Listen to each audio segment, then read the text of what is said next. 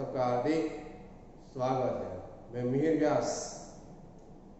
आज हम standard 7 subject Hindi विषय अंक 3 बाढ़ का लेन देन, जिसका साहित्य प्रकार है कहानी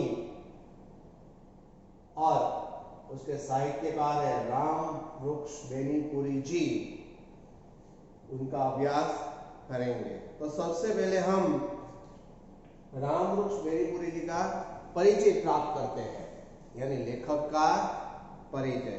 तो आप अपनी पाठ्य पुस्तक निकालें और लेसन नंबर 3 और पेज नंबर 26 पर लेखक का परिचय दिया हुआ है, उसमें आप ध्यान दीजिए। तो हिंदी साहित्य के प्रसिद्ध साहित्यकार राम वृक्ष बेनीपुरी का जन्म 23 दिसंबर 1899 में मुजफ्फरपुर बिहार जिले के बेनीपुर गांव के एक ब्राह्मण परिवार में हुआ।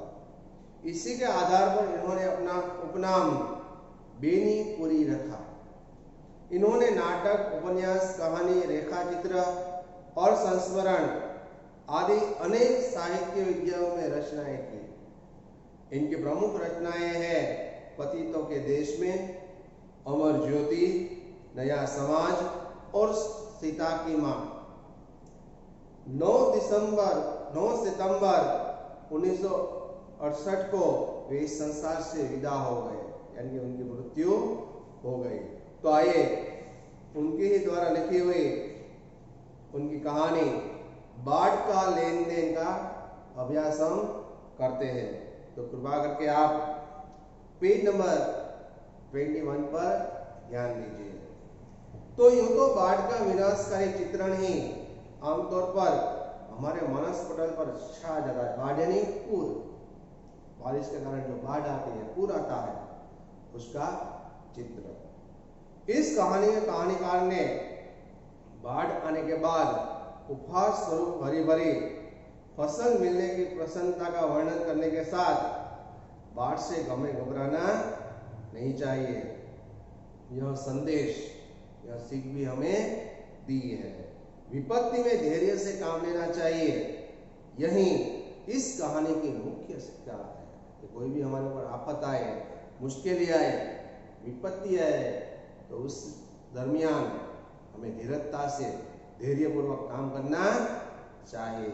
अगर मुश्किल के समय में हम बिना घबराए धैर्यपूर्वक काम करेंगे तो हमारा काम सरल हो जाएगा। इसलिए आप सभी को भी विपत्ति में हमेशा धैर्य से काम लेना चाहिए। तो आइए बढ़ते हैं उनकी कहानी बाढ़ का लेन देन। बाढ़ आ रही है, सुखिया ने कहा। विशेष सर ने जरा सिर उठाकर उसकी ओर देखा और फिर अपने जाल की मरम्मत में लगा रहा। मरम्मत करना यानी काम करना। बाढ़ आ रही है, बाढ़ यानी पूर्व। क्या विशेषण नहीं जानता? आज 4 दिनों से जो उमस हो रही है, हिमालय की तराई में लगातार बिजली चमकती जा रही है। हिमालय की तराई यानी पहाड़ी क्षेत्र में, तराई क्षेत्र में। तो बाढ़ तो आएगी ही। बाढ़ उसके लिए कोई नई चीज नहीं है। तो बाढ़ यानी पूर, बाढ़, पूर का ओज यानी बाढ़ का जोर। बचपन से ही वह बाढ़ देखता आया है और उसके साथ खेलता भी आया है। बीच चोर में है उसका यह गांव। बीच चोर यानी ताल, जहां वर्षा और बाढ़ से गहरा पानी एकत्र होता है, इसी जगह पर उसका गांव आया हुआ है। 4 महीने तक तो यह एक टापू ही बना रहता है। विशेर को अपने बचपन की याद आ गई और याद आ रहा है उसके दादा प्रयाग सहानी जी। उसके दादा का नाम क्या था? प्रयाग सहानी। बूढ़े प्रयाग इसी तरह एक दिन झाल बिछाकर बैठे थे कि उन्होंने विशेर को उचकार कर बुलाया, आओ बेटे आओ, एक नया खेल सिखला दे मैं तुम्हें। क्या आओ, मेरे पास आओ, एक नया खेल आज मैं तुम्हें सिखलाता हूँ। और सचमुच ही खेल खेल में उन्होंने विषय को क्या कुछ नहीं सिखा दिया। जाल की मरम्मत करना यानी देखभाल करना, नया जाल किस तरह से बनता है, उस जाल को बनाना, जाल का धागा कैसा होना चाहिए, जाल को तैयार कैसे करनी चाहिए, जाल को कैसे संभालना चाहिए, जाल को कैसे फेंकना चाहिए आदि। शीर के चारों ओर घुमाकर एक बड़ा सा वृत्त बनता है, यानी आकार। पानी में इस तरह गिरे कि उस वृत्त के दायरे की मछलियों को निकल भागने का मौका ही न मिले। तो पानी के समुद्र के पानी में इस तरह गिरे, इस वृत्त उस आकार के दायरे की मछलियों को वहां से भागने का मौका यानी अवसर न मिले। प्रयाग सहानी ने मछली मारने के सारे गुण विषय को बता दिए थे। तो सारे गुण यानी भेद, तरीका, सारे भेद, सारे तरीके। वृत्त यानी गोलाकार आकार, गोला, वैसा आकार यानी गोला बन जाता है जिसमें से मछली बाहर नहीं निकल सकती। तो प्रयाग सहानी ने सभी गुण, सभी तरीके, सभी भेद विषय को बता दिए थे। किस तरह जाल को पानी में डुबो देना चाहिए और किस तरह सिर के चारों ओर घुमाकर एक बड़ा सा वृत्त यानी गोला बनता है। इस तरह पानी में इस तरह गिरे कि उस वृत्त, उस गोल के दायरे की मछलियों को वहां से भागने का मौका न मिले। ये सारे प्रयोग, तरीके, भेद विषय को बता दिए थे। बाढ़ जब अपने ओज पर होती है, वह विषय को नाव पर बैठाकर चल पड़ते चोर की ओर। तो बाढ़ जब अपने ओज पर होती है, यानी बाढ़ का जब जोर बढ़ता है, यानी जोर बढ़ता है, तो वह विषय को नाव पर बैठाकर चल पड़ते हैं अपने चोर, यानी ताल, जहां वर्षा और बाढ़ से गहरा पानी एकत्र हो जाता है, ऐसी जगह पर वह चल पड़ते हैं। दिन में ही नहीं, अंधेरी रात में भी। डरना मत बेटे, बाढ़ में देवी देवता होते हैं, भूत पिशाच नहीं। तो बाढ़ में साक्षात ईश्वर होते हैं, भूत पिशाच नहीं होते, भूत प्रेत। पेज नंबर 22 पर। जब नाव बीच चोर पर चलती और पहुंचती, बूढ़ा पतवार चलाना छोड़ देता। बूढ़ा पतवार अपनी नाव को चलाना छोड़ देता, नाव को स्थिर कर देता और उसकी मांगी पर जाल लिए खड़ा होकर पानी की ओर एक टक घूरता रहता। तो मांगी यानी नाव का किनारा, नाव के एक किनारे पर खड़ा हो जाता और एक नजर से वह देखता रहता। विषय को याद नहीं कि कभी उसके दादा का निशाना चूक गया हो। प्रयाग सहानी ने विषय को नाव के बारे में भी बहुत कुछ शिक्षाएं दे दी थी।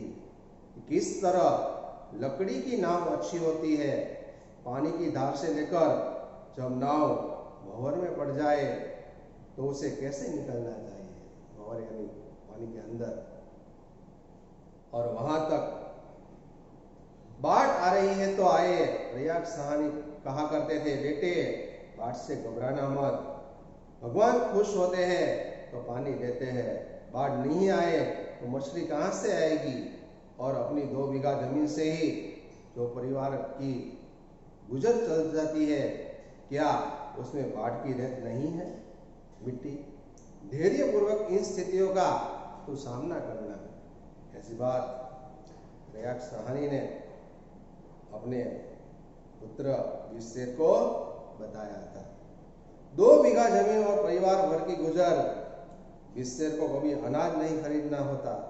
हर साल बाढ़ आती है और कुछ नई कुंवारी मिट्टी खेतों में डाल जाती है, अपने साथ नई कुंवारी ऐसी नई मिट्टी को खींचकर लाती है।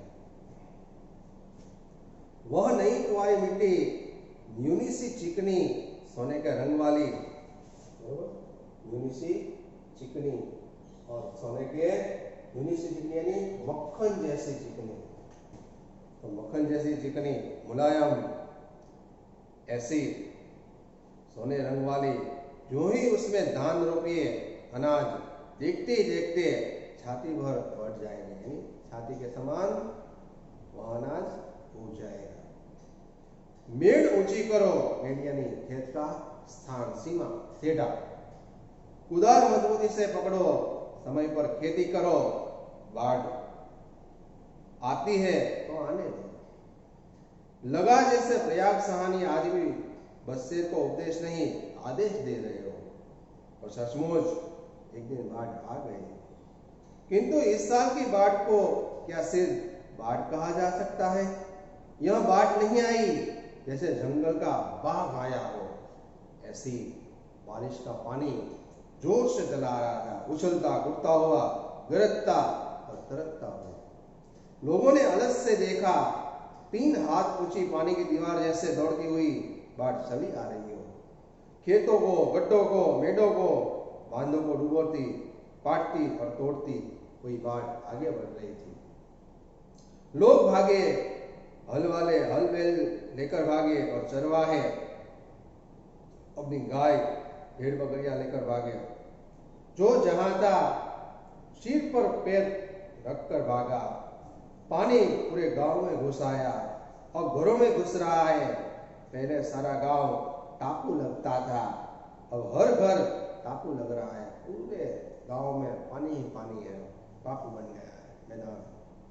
बीच से दरवाजे की चीजों को सहेज रहा था, ढोरों को संभालता था, चारे को संभालता था, ईंधन को संभालता था, अपनी नाव को संभालता था, जाल को संभालता था, कुदाल को संभालता था, अपनी नाव की पतवार को संभालता था।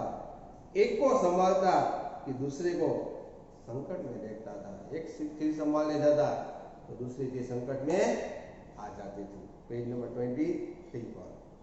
उधर आंगन में सुखिया परेशान है। अंत में वह चिल्ला उठी, पानी चूल्हे तक चढ़ आया है, दौड़ो दौड़ो। बिस्सेर कहाँ कहाँ दौड़े, क्या क्या बचाए। पानी बढ़ता गया। बाहर की सारी चीजें भीग गई, और भीतर की जो चीजें थी घर के अंदर की वो भी भीग रही है। कपड़े और अन्न तक को नहीं बचा सका वह। अंत में तो ऐसा लगा कि उसकी यह झोपड़ी कहीं बह न जाए, पूरा पानी में ढेर न हो जाए, नष्ट न हो जाए। जो कुछ संभव हुआ लेकर पहुंचा वह गांव के नुनफर पर। गांव के नुनफर यानी ऊंची और उसर, जैसे बंजर, एकदम उसर जमीन हो, बंजर जमीन हो, सुनसान, ऐसी बंजर जमीन पर सभी चीजें लेकर वह पहुंच गया। इस प्रकार वह गांव के नुनफर पर यानी बंजर जमीन पर, जहां कुछ भी धान्य नहीं था, ऐसी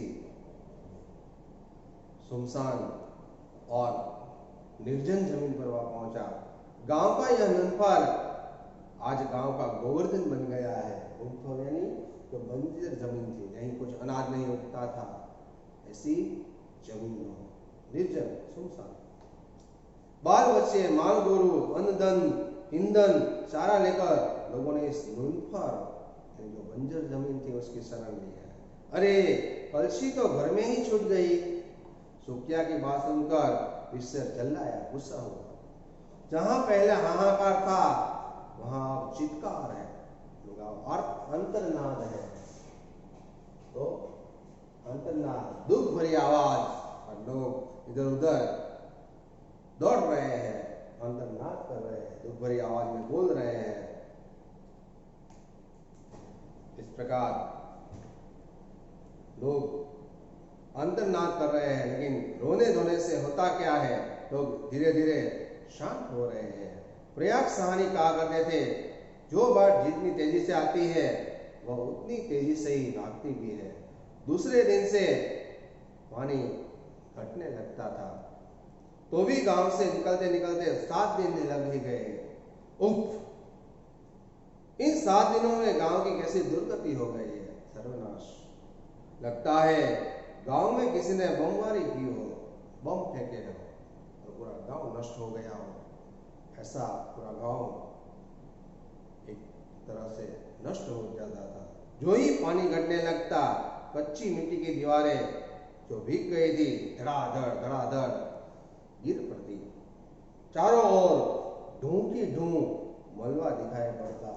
ढूं की ढूं मलबा, सामान नष्ट हुआ, सबका सामान मलबा। खेत की फसल गई, घर का अन्न भी सड़ गया। अगले दिन कैसे कटेंगे? सारे गांव में मायूसी, निराशा छाई हुई थी। सुखिया उदास से विशेर की आंखों में नींद नहीं आ रही है।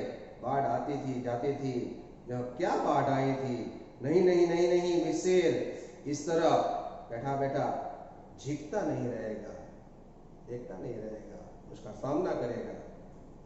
उसके दादा कहा करते थे, बेटा जो मालिक लेता है वही हमें देता भी है, बस बशर्ते कि आदमी झांगर चलावे। झांगर यानी शरीर का बल। तो जो आदमी ले लेता है वह मालिक देता भी है, बस शर्त है कि आदमी अपनी ताकत, शरीर का बल चलाए। भैया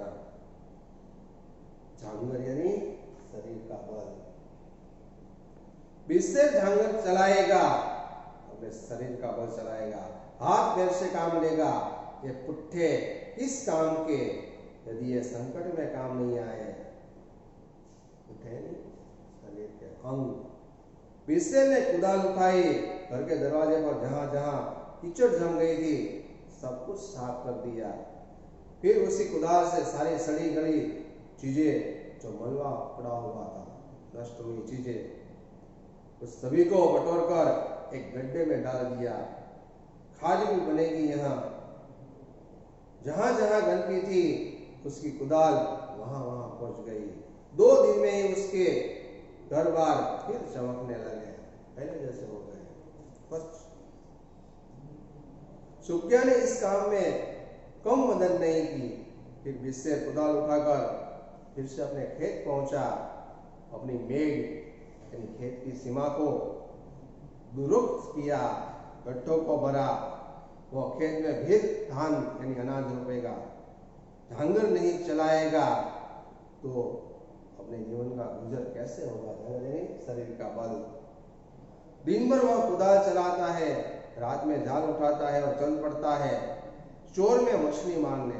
चोर यानी ताल, छोटा सा तालाब जहां वर्षा और बाढ़ से गहरा पानी एकत्र हो रहा हो, ऐसा तालाब, ऐसा झरना, ऐसी चीजों में वह मछली मारने अजीब रही इस साल की बाढ़। लगता है सारी मछलियों को भी बटोर कर ले गई हो, यानी इकट्ठा करके। लेकिन विशेर हार नहीं मानेगा। दिन भर खेत में, रात भर चोर में यानी तालाब में। विशेर ने एक दानवी बाढ़ की चुनौती स्वीकार कर ली है। एक दिन सुखिया ने कहा, रिलीफ आई है, हुक्म के साल भी आए थे। रिलीफ का क्या माना होता है तू समझती है? मैं क्या जानूं, गांव के कई लोग ले आए हैं। तो रिलीफ, मैं क्या जानूं, गांव के कई लोग ले आए हैं। विशेर ने कहा, रिलीफ माने भीख। रिलीफ यानी सहाय, बरोबर। रिलीफ का क्या माने होता है कि रिलीफ आई है, लोग सहाय देने आए हैं, कैसे देने आए हैं। तभी विशेर ने कहा, रिलीफ माने भीख। दादा ने मरते समय कहा था, बेटा भूखे मर जाना, भीख मत मांगना। तो रिलीफ देना आया, सहाय देना आया, भीख देने। लोगों को भीख मांगने दे तो इस कुदाल और झाल पतवार की खेत बना। बोरे के बोरे चावल, गड्डी के गड्डी नोट बढ़ रहे हैं कि बोरे के बोरे चावल, बोरा को अपने गुजराती में कोथळो कहिए। चावल के बोरे बोरे, गड़ी गड़ी के नोट, एक एक इतने थप्पे नोट के बंडल। लेकिन विशेर अचल अडिंग अपने काम में जुटा रहा, अपनी मेहनत पर, कि मुझे ऐसे भीख की कोई जरूरत नहीं है। रिलीफ यानी भीख, ऐसे नोटों की बंडल, चावल के बोरे मुझे चाहिए नहीं। अपनी बात पर अचर और अडिग रहा। अब पानी कम हो रहा है, अपनी हसूली दे। हसूली यानी गले में पहनने का आभूषण। बिस्सेर की आंखें छलछला आई। जब पहली बार है तो उससे बीबी का गहना। सुकिया कौन थी? बिस्सेर की पत्नी थी। बिस्सेर की आंखें छलछला आई। जब पहली बार है तो उसे बिस्सेर का गहना, उसे अपनी बीवी का गहना बंधक रखना पड़ रहा है। लेकिन वह तुरंत हंसकर बोला, भगवान मालिक है, शुक्रानी, अच्छी फसल आएगी और हसूली के साथ सूद में करण फूल भी लाएगी। हसूली यानी गले में पहनने का आभूषण भी हमें वापस मिल जाएगा और साथ में अच्छी फसल भी आएगी। यहाँ से बिस्मिल और बीज मिलता है। दूसरे दिन थोड़ी रात रहते बिस्सेर यहाँ से चला और आधी रात को नाव पर बीज लाद कर पहुंचा। आज भोर से ही यानी सवेरे से ही वह खेत में धान रोप रहा है। उसकी बगल में उसकी पत्नी सुकिया भी दिखाई पड़ती है, जो धान रोप रही है अनाज के पौधे। सुकिया ये तो घर आंगन के ही काम में लगी रहती, लेकिन बाढ़ के पानी का क्या भरोसा, और खेत सूख गया तो फिर धान में हरियाली आने में भी पखवाड़ा लग जाएगा, एक वीक। अतः वह भी धान लगाने में डटी रही, मेहनत करने में। 25 पर हरे हरे धान के बीज जमीन पाते ही जैसे सिर उठाने लगते हो। बिस्सेर खेत रोप रहा है और उसके रोम रोम पुलकित हो उठे हैं, उत्साहित, रोमांचित। बाढ़ आती है, बाढ़ जाती है। समय पर यदि खेती हो गई तो सारी क्षतिपूर्ति हो जाएगी। जो सभी चीजें नष्ट हुई थी उसकी क्षति पूर्ति हो जाएगी, यानी सभी जो हमें नुकसानी हुई थी वह भरपाई हो जाएगी। उसकी आंखों में वह दृश्य नाच रहा है।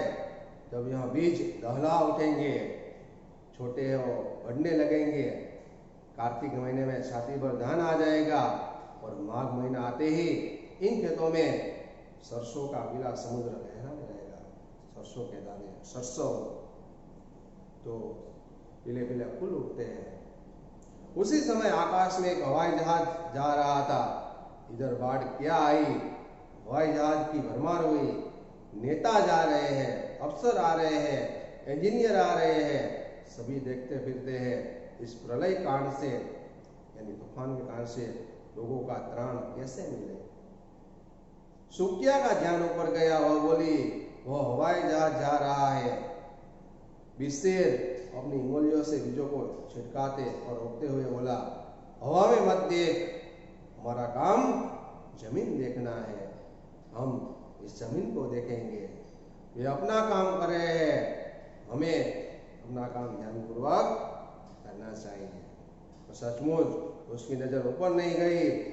वह उसी लगन से, उसी तलीनतान से अपना खेत में अपना धान रोपता रहा।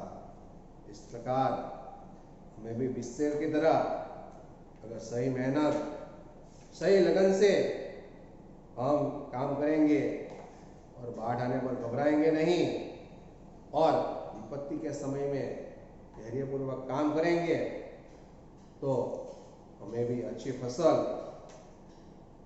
अच्छे धान्य प्राप्त होंगे। इस प्रकार हम भी अगर हमारी पढ़ाई में धीरज रख के अच्छी मेहनत करेंगे, पढ़ेंगे, हमें अवश्य सफलता प्राप्त होगी। जिस तरह बिस्सेर ने अपनी पत्नी का हौसला बढ़ाया, सुखिया का, और उसे अंत में बाकी सभी चीजें देखने के लिए मना करता है। ऊपर हवाई जहाज आ रहा है, इंजीनियर जा रहा है, अफसर आ रहे हैं, तो उसको मत देख, बस तो अपनी उंगलियों से बीज को छिटकाते, रोकते और अपने काम को देख। हमारा काम है जमीन को देखना, अनाज को रोपना। अगर हम भी धैर्यपूर्वक हमारे काम में अचल और अडिग रहेंगे तो हमें भी इस शेर की तरह सफलता जरूर मिलेगी। तो प्रस्तुत कहानी से हमें सीख मिलती है कि विपत्ति के समय में हमें धीरज यानी धैर्य से काम करना चाहिए, कभी इधर उधर भटकना चाहिए नहीं। तो प्रस्तुत कहानी के कुछ शब्दार्थ यहाँ दिए हुए हैं। बाढ़ यानी पूर का ओज, तो बाढ़ का जोर। चोर तो छोटा सा तालाब भी बोलते हैं, जहाँ वर्षा और बाढ़ से गहरा पानी इकट्ठा होता है। मांगी तो नाव का किनारा। उज्र तो किसी बात का विरोध। डूब तो किसी वस्तु या मिट्टी का ढेर, से डूब बोलते हैं। किसी वस्तु या मिट्टी का ढेर हो जाता है, बीच में शब्द आएगा डूब डूब, तो किसी वस्तु या मिट्टी का ढेर। कुंवारी मिट्टी यानी नई मिट्टी, बाढ़ आने का नई मिट्टी छा जाती है। हंसुली यानी गले में पहनने का आभूषण। न्यूनी सी चिकनी यानी मक्खन जैसी मुलायम चिकनी। गुड़ यानी भेद तरीका। वृत्त यानी गोला। त्राण यानी मुक्ति राहत। टापू यानी जिस जमीन के चारों ओर पानी हो। अंतर्नाद यानी दुख भरी आवाज। नुनपर यानी ऊंची और उसर, जो बंजर जमीन है जहां अनाज उत्पन्न नहीं होता वैसी जमीन, इसे बंजर भी हम बोलते हैं, निर्जन सुनसान। झांगर यानी शरीर का बल। बंधक यानी गिरवी। जिगता यानी दुखी होना। तो यहाँ थे शब्दार्थ। अब कुछ जो प्रश्नों के उत्तर है वो भी यहाँ दिए हुए थे। सुकिया कौन थी, उसने विषय से क्या कहा, बराबर। तो सुकिया विषय की पत्नी थी। उसने कहा, विषय ने जरा सिर उठाकर उसकी ओर देखा और फिर अपने जाल की मरम्मत में लग रहा। विषय ने, क्या विषय नहीं जानता आज 4 दिनों से जो उमस हो रही है, हिमालय की तराई में लगातार बिजली चमकती आ रही है, तो बाढ़ आएगी, ऐसी बात सुकिया ने बताई। प्रयाग शाह ने विषय को क्या क्या गुर सिखाए थे, तो प्रयाग साहनी ने विषय को जाल की मरम्मत करना, नया जाल बनाना, जाल का तागा कैसा होना चाहिए, जाल को तैयार कैसे करना चाहिए, जाल को कैसे संभालना चाहिए, कैसे फेंकना चाहिए, सिर के चारों ओर घुमाकर एक बड़ा सा गोला यानी वृत्त बनना, पानी में इस तरह गिरे कि उस वृत्त के दायरे की मछलियों को निकल भागने का मौका ना मिले, ऐसी सारे गुर, सारे भेद, सारे तरीके बताए थे। बाढ़ आने पर विषय अपने घर का सारा सामान लेकर कहाँ पहुंचा, तो बाढ़ आने पर विषय अपने घर का सारा सामान नुनपर यानी जो बंजर जमीन थी वहां लेकर पहुंचा।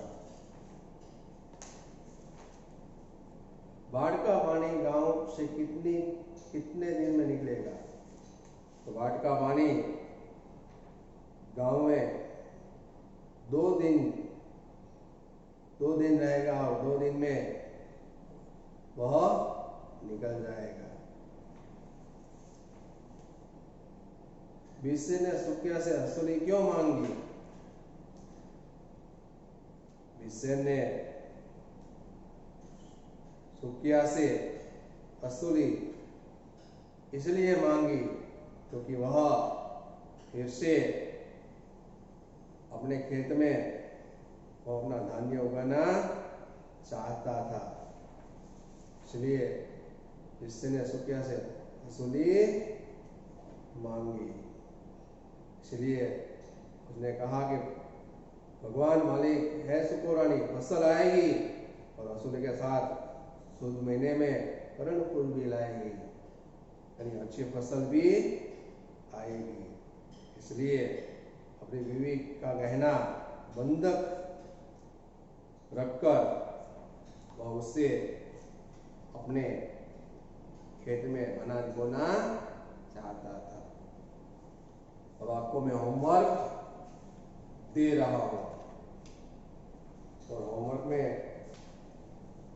आपको नीचे दिए गए विकल्पों में से सही उत्तर चुनकर लिखिए।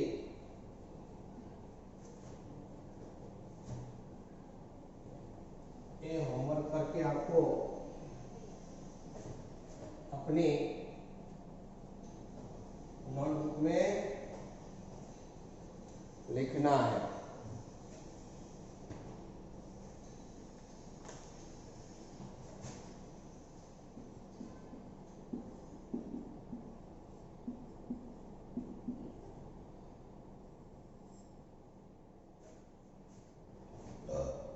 जो पेज नंबर 27 पर है,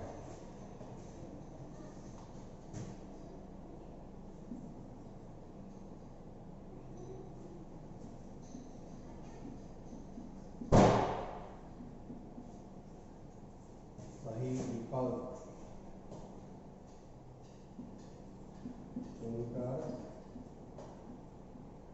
लिखिए।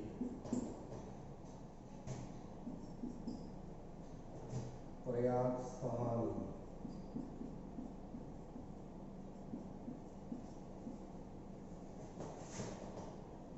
विषय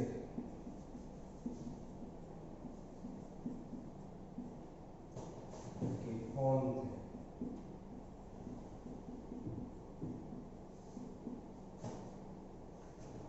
तो चाचा, हाँ मामा, गौ पिता,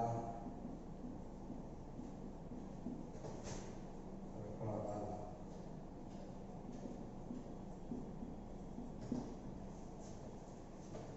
सेकंड,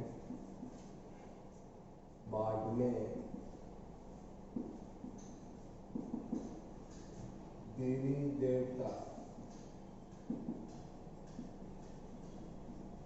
देवी देवता होते हैं।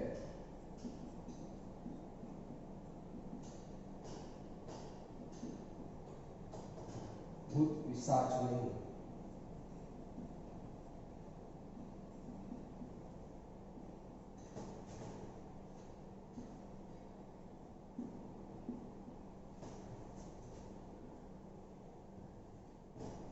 यहाँ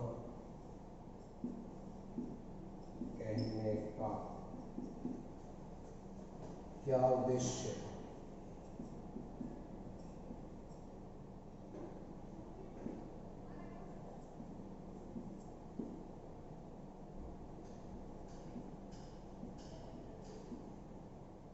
तो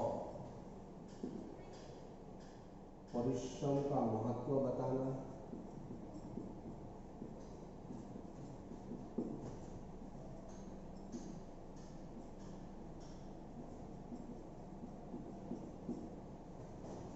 तो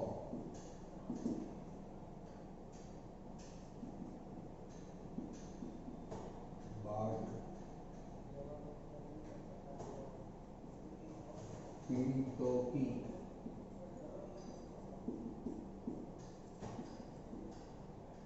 सहायता,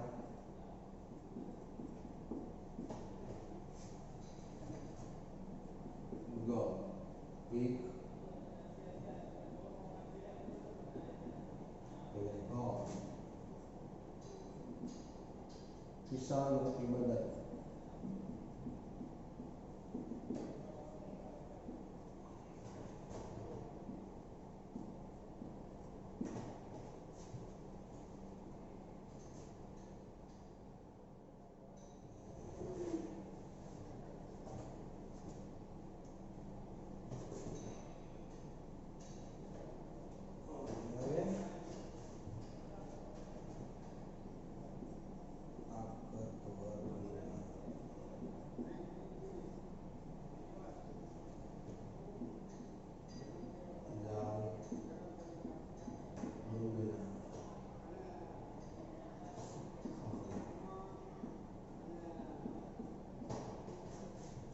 लास्ट।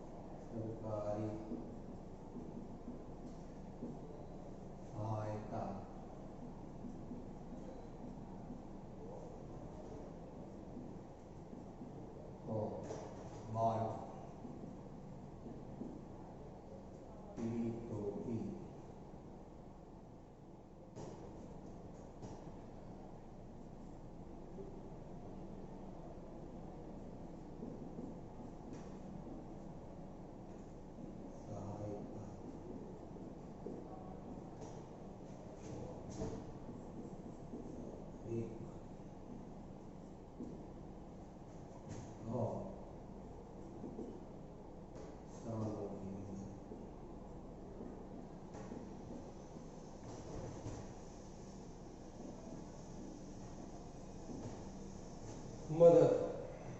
तो विद्यार्थी मित्रों, आपको सही विकल्प चुनकर लिखिए। प्रयाग सारणी विषय के कौन है? चाचा, मामा, पिता के दादा। बाढ़ में देवी देवता होते हैं, भूत पिशाच नहीं है। कहने का क्या उद्देश्य था? परिश्रम का महत्व बताना, बाढ़ पीड़ितों की सहायता, ताकतवर बनना कि जाल बुनना सिखाना। विषय ने रिलीफ का क्या बताया? सरकारी सहायता, बाढ़ पीड़ितों की सहायता, भीख के किसानों की मदद। तो यहाँ आपको सही विकल्प चुनकर अपनी होमवर्क बुक में लिखना है। अगले वीडियो में हम मिलेंगे। अस्तु।